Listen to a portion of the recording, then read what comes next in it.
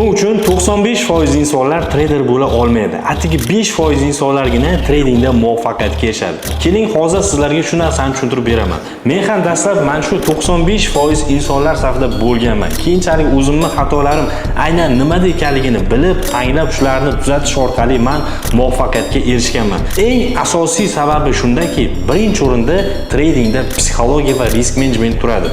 Agar siz psixologiyani tuzatmasangiz, psixologiyasi ustida ishlamasangiz, trading unda siz uchun emas. Birinchi navbatda psixologiyani mustahkamlang, yo'qotishlarga tayyor bo'ling va undan keyingina savdolarni boshlang. Va ikkinchi eng asosiy punktlardan biri bu risklarni to'g'ri boshqarish. Risklarni boshqarmaslik qanday oqibatlarga olib kelish kerakligini vaqtida anglab yetish kerak. Ko'pchilik traderlar katta risk qilishadi, to'g'ri ular dastlab juda ham ko'p pul topishadi, lekin aksariyat traderlar mana shu risklarga amal qilmaslik oqibatida keyinchalik baribir pulni yo'qotadi. Mana shu ikkita maslahatga amal qiling va albatta tradingda muvaffaqiyatga erishasiz. Agar tradingni to'g'ri va sifatli tarzda o'rganmoqchi bo'lsangiz, direktga kurs so'zini yozib qoldiring va menejerlar tez orada sizlar bilan bog'lanishadi.